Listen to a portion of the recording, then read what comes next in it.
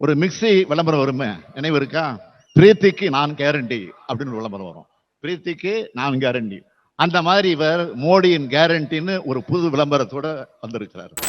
சமீபத்தில் மார்ச் 8ஆம் தேதி மகளிர் தினம்னு உடனடியா சிலிண்டர் விலைய குறைச்சார். வருஷா வருஷம் தான் மகளிர் தினம் வருது. அப்பவெல்லாம் இது மாதிரி குறைச்சாரா? அப்பவெல்லாம் இந்திய நாட்டு மகளிரும் இந்திய குடும்பங்களும் படுகிற கஷ்டம் அவருடைய கண்ணுக்கு தெரியலையா? இப்போ தேர்தல் வந்ததும் குறைக்கிறார். என்ன ஒரு கருணை உள்ளம் அவருக்கு! தேர்தலுக்கு தேர்தல் மட்டும் கருணை சுரக்கும் வித்தியாசமான உள்ளம். மோடி பிரதமராக இருந்ததுக்கு முன்னாடி 2013 சிலிண்டர் விலை எவ்வளவு? 410 ரூபாய். 10 ஆண்டுகள் கழிச்சு 2023 சிலிண்டர் விலை எவ்வளவு? 1103 ரூபாய். 5 மாநில தேர்தல் வந்துச்சு, கூடவே மோடிக்கு இறக்கமும் வந்துச்சு, சிலிண்டர் விலை குறைஞ்சது. இப்போ நாடாளுமன்ற தேர்தல் வருது, அதனால 100 ரூபாய் குறைச்சிருக்கிறார். தேர்தலுக்கு தேர்தல் மட்டும் விலை குறைப்பு செய்கிறது பச்சோந்தி அரசியல் இல்லையா? சொல்லுங்க, பச்சோந்தி அரசியல் இல்லையா? 410 ரூபாய் சிலிண்டரை 1000 ரூபாய்க்கு மேல உயர்த்தினதுதான் உங்களுடைய சாதனை. தேர்தல் வந்ததால சிலிண்டர் விலையை மட்டும் இல்ல, பெட்ரோல் டீசல் விலையும் குறைக்கிறார். விலை குறைப்பு என்பது மக்களை ஏமாற்ற பிரதமர் மோடி நடத்துகிற நாடகம். அவரது நாடகங்களை மக்கள் நல்லாவே புரிஞ்சு வச்சிருக்கிறாங்க. இப்படிப்பட்ட பிரதமர் மோடியை நீங்க நம்புவீங்களா? இப்படிப்பட்ட பிரதமர் மோடியை நீங்க நம்புறீங்களா? மக்கள் யாரும் அவர் நம்பல. உடனே நம்ப வைக்க, மக்களை எல்லாம் நம்ப வைக்க இப்போ புது விளம்பரம் ஒண்ணு செய்ய ஆரம்பிச்சிருக்கிறாரு. என்ன தெரியுமா? தாய்மார்கள் இங்க நிறைய பேர் வந்திருக்கிறீங்க. ஒரு மிக்ஸி விளம்பரம் வருமே, நினைவு இருக்கா? பிரீத்திக்கு நான் கேரண்டி அப்படின்னு விளம்பரம் வரும். பிரீத்திக்கு நான் கேரண்டி. அந்த மாதிரி இவர் மோடியின் கேரண்டின்னு ஒரு புது விளம்பரத்தோட வந்திருக்கிறார். உண்மையிலே அவருடைய வாக்குறுதிகளுக்கு கேரண்டியும் இல்ல, வாரண்டியும் இல்ல. பிரதமரா நாட்டு மக்களுக்கு நல்லது செய்ய சொன்னா 10 ஆண்டுகளாக சொன்னதை எதையுமே செய்யாம சேல்ஸ்மேன் மாதிரி கேரண்டின்னு விளம்பரம் பண்ண உங்களுக்கு வெட்கமாக இல்ல? அவருடைய கேரண்டியுடைய லட்சணம் என்ன? வெளிநாடுகள்ல பதுக்கி வைக்கப்பட்டிருக்கக்கூடிய கருப்பு பணத்தை மீட்டு எல்லோருடைய வங்கி கணக்கிலையும் 15 லட்சம் ரூபாய் போடலாம்னு சொன்னார. 15 லட்சம் இல்ல, 15,000 போட்டாரா? சொல்லுங்க, போட்டாரா? 15,000 வேணாம், 15 ரூபாய். அது மாதிரியான கேரண்டியா? இல்ல ஆண்டுக்கு 2 கோடி ரூபாய், ஆண்டுக்கு 2 கோடி பேருக்கு வேலை வாய்ப்பு கூட உருவாக்குவேன்னு சொன்னார. என்ன ஆச்சு? இல்ல. உலக தொழிலாளர் அமைப்பு நேற்று அறிக்கை வெளியிட்டு இருக்கிறதாக இன்னைக்கு ஒரு செய்தி வந்திருக்கு.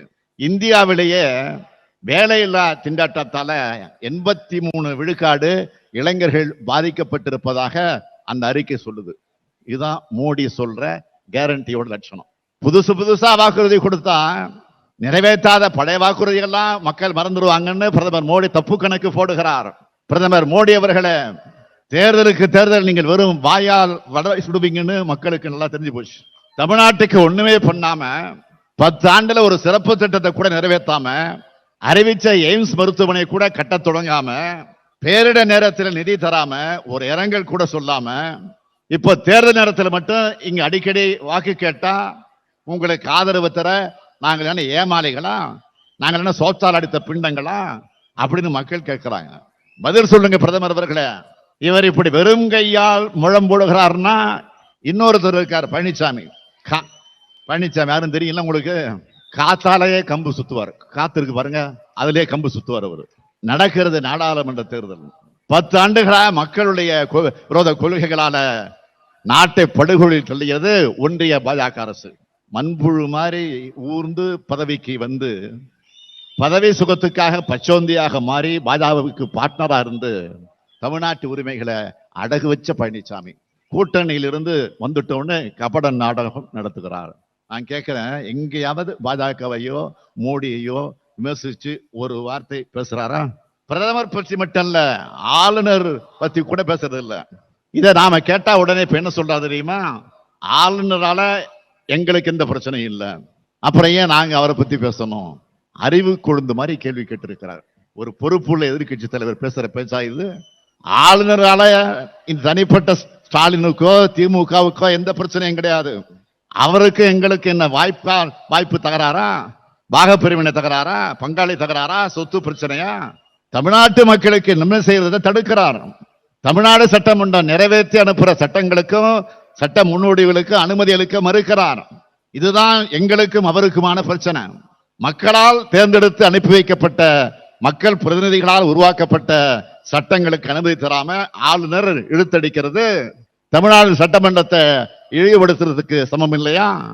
முதலமைச்சரான எனக்கு எப்படி கோபம் வருதோ அதே கோபம் எதிர்க்கட்சி தலைவருக்கு இருக்கிற பழனிசாமிக்கு வர வேண்டாமா? ஆளுநர் இப்படி இழுத்தடிக்கிறது தவறுன்னு ஆளுநரை கேட்டிருக்க வேண்டாமா? அப்படி கேட்க மறுக்கிறார்னா ஒண்ணு ஆளுநரை பார்த்து பயப்படுறாருன்னு அர்த்தம், இல்ல பழனிசாமிக்கு சொரணை இல்லைன்னு அர்த்தம். நாம கேட்கிறது பழனிசாமி அவர்களை, ஆளுநருக்கு உங்களுக்கு பிரச்சனை இருந்தா மட்டும் வீரமா அவரை எதிர்த்து பேசிடுவீங்களா? இதே அதிமுக ஆட்சியில ஆளுநராக இருந்தாரு பன்வாரிலால் புரோஹித், அவர் ஏதோ மக்கள் பிரதிநிதி மாதிரி ஆய்வு செய்ய போனாரு அதிமுக ஆட்சியில இருந்த அந்த கவர்னர். அப்போ கூட அவருக்கு பயந்து அமைதியாக கண்டுகொள்ளாம இருந்தவர் தானே நீங்க. அப்ப கூட நாங்க தான் பன்வாரிலால் புரோஹித்துக்கு எதிராக கருப்பு கொடி காட்டணும். ஆட்சியில் இருக்கிறது மண்புழுவா ஊர்ந்த பழனிசாமி தானே, நமக்கு என்ன அப்படின்னு நாங்க இருக்கல. ஆளுநருடைய நடவடிக்கை என்பது மக்களாட்சி தத்துவத்திற்கு விரோதமாக இருந்தா எப்பவும் எந்த சூழ்நிலையிலும் எதிர்க்கிறவங்க நாங்க. ஆளுங்கட்சியாக இருந்தாலும் சரி எதிர்கட்சியாக இருந்தாலும் சரி ஒரே கொள்கைதான். அப்படித்தான் தலைவர் கலைஞர் எங்களை எல்லாம் வழிநடத்தி இருக்கிறார். தமிழ்நாட்டு ஆளுநராக இருந்தாலும் சரி கேரள ஆளுநராக இருந்தாலும் சரி மக்கள் பிரதிநிதிகளை மதிக்கலனா கண்டிப்போம். பாலந்தாங்கி பழனிசாமி அவர்களை, உங்களை மாதிரியே எல்லோரும் சொரணை இல்லாம இருக்கணும்னு நீங்க நினைக்காதீங்க. அடிப்படை அறிவியல் ஒண்ணு சொல்றேன், தெரிஞ்சுக்குங்க. அடிப்படை அறிவியல் ஒன்றை சொல்ல நல்லா தெரிஞ்சுக்குங்க. மனிதன் நிமிர்ந்து நடக்க காரணமே முதுகெலும்பு தான். பொழுது விடிஞ்சதுமே தமிழ்நாட்டுக்கு எதிராக தமிழுக்கு எதிராக தமிழ் பண்பாட்டுக்கு எதிராக என்ன கருத்து சொல்லலாம்னு எழுந்திருக்கிற ஆளுநர் RN ரவியை கூட எதிர்க்க முதுகெலும்பு இல்லாத பழனிசாமி அவர்களை தமிழ்நாட்டை மீட்க கிளம்புறேன்னு சொல்றதுக்கு உங்களுக்கு வெட்கமாக இல்லையா? அம்மையார் ஜெயலலிதாவுடைய மறைவுக்கு பிறகு நடந்த RK நகர் இடைத்தேர்தல், 2019 நாடாளுமன்ற தேர்தல், 2019 நடந்த சட்டமன்ற 21 சட்டமன்ற தொகுதியினுடைய இடைத்தேர்தல்கள், 2019 நடந்த ஊரக உள்ளாட்சி தேர்தல், 2021 நடந்த சட்டமன்ற தேர்தல், 2021 நடந்த 9 மாவட்ட ஊரக உள்ளாட்சி தேர்தல், 2022 நடந்த நகர்ப்புற உள்ளாட்சி தேர்தல், ஈரோடு கிழக்கு இடைத்தேர்தல், இப்படி 8 தேர்தல்களுமே அதிமுக தோல்வி அடைஞ்சது. எடப்பாடி பழனிசாமி வசம் அதிமுக வந்த பிறகு தொடர்ச்சியா தேர்தல் தோல்விகளை சந்திச்சுட்டு வருது அதிமுக. இதுக்கெல்லாம் காரணம் பாஜகவிற்கு அடிமை சேவகம் செஞ்சு தமிழ்நாட்டு உரிமைகளை மொத்தமாக தாரை பார்த்து துரோகம் செஞ்சதுதான் காரணம். இப்படி துரோகங்கள் பல செஞ்சவர் தான் தமிழ்நாட்டை மீட்க போறாராம். பழனிசாமி அவர்களை முதல்ல பாஜகவிட இருந்து அதிமுக மீட்க பாருங்க. பாஜக தனியா வந்தாலும் பழனிசாமி நாடக கம்பெனி மூலம் வந்தாலும் சரி அவங்களை வீழ்த்தியாக வேண்டிய கடமை தமிழ்நாட்டு மக்களுக்கு இருக்கு. நம்முடைய இந்தியா கூட்டணி ஒன்றிய அரசா வந்ததும், ஒன்றியத்தில் நம்முடைய அரசு இந்தியாவுடைய கூட்டணி அரசு வந்ததும் தமிழ்நாட்டுக்கு செய்ய இருக்க நன்மைகளை திட்டங்களை வாக்குறுதிகளாக தேர்தல் அறிக்கையில வழங்கி இருக்கிறோம். படிச்சிருப்பீங்க, பார்த்திருப்பீங்க, டிவிலையும் கேட்டிருப்பீங்க. சாதனைகளாக மாறப்போற அந்த வாக்குறுதிகளை சிலவற்றை மட்டும் தலைப்புச் செய்திகளாக சொல்ல விரும்புறேன்.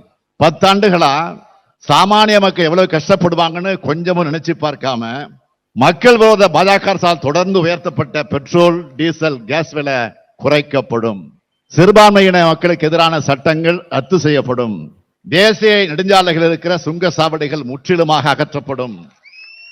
மகாத்மா காந்தி தேசிய ஊரக வேலை வாய்ப்பு உறுதி திட்டத்தோட வேலை நாட்கள் 100 150 நாளாகவும் ஊதியம் 400 ரூபாயாகவும் உயர்த்தி வழங்கப்படும்.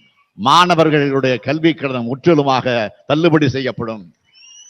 விவசாயிகள் கூட்டுறவு அமைப்புகளையும் வங்கிகளையும் வாங்கியிருக்கக்கூடிய கடனும் வட்டியும் தள்ளுபடி செய்யப்படும். வங்கிகள்ல மினிமம் பேலன்ஸே இல்லாதப்போ விதிக்கப்படக்கூடிய அபராதம் நீக்கப்படும். ராபர்ட் கால்வெல் மொழி ஆராய்ச்சி மையம் உருவாக்கப்படும். திருநெல்வேலி சங்கரன்கோவில் ரயில் நிலையங்கள் இணைக்கிற வகையில ஆலங்குளம், சுரண்டை, சேந்தமரம் வழியா சங்கரன்கோவில் இணைக்கக்கூடிய புதிய ரயில் பாதை அமைக்கக்கூடிய திட்டம் மீண்டும் செயல்படுத்தப்படும். கேரளா, கோவை மற்றும் சென்னை செல்லும் ரயில்கள் கடையம் ரயில் நிலையத்திலே நின்று செல்ல வழிவகை செய்யப்படும். காரியாப்பட்டி ரயில் நிலையம் அமைக்கப்படும். எல்லாத்துக்கும் மேல இந்த பகுதியில் இருக்கக்கூடிய சிவகாசி பட்டாசு தொழிலை பாதுகாக்க சீன பட்டாசு இறக்குமதி தடை செய்யப்படும். தமிழ்நாட்டை வஞ்சித்த பாஜக, தமிழ்நாட்டை பாழ்படுத்திய அதிமுக இரண்டையும் ஒரு சேர வீழ்த்துங்கள். தென்காசி நாடாளுமன்ற தொகுதிக்கு திராவிட முன்னேற்ற கழகத்தினுடைய வெற்றி வேட்பாளர் நம்முடைய டாக்டர் ராணி ஸ்ரீகுமார் அவர்களுக்கு உதயசூரியன் சின்னத்திலும், விருதுநகர் நாடாளுமன்ற தொகுதிக்கு காங்கிரஸ் கட்சியினுடைய வெற்றி வேட்பாளர் மாணிக்கம் தாகூர் அவர்களுக்கு கை சின்னத்திலும் வாக்களிங்கன்னு உங்களை கேட்டுக்கிறேன். நீங்கள் அளிக்கிற வாக்குதான் இந்தியாவை காப்பாற்றும், தமிழ்நாட்டை காப்பாற்றும், எதிர்கால தலைமுறையை காப்பாற்றும். பாசிசத்தை வீழ்த்த, இந்தியாவை காக்க உங்கள் ஸ்டாலின் அழைக்கிறேன். 40 நமதே, நாடும் நமதே.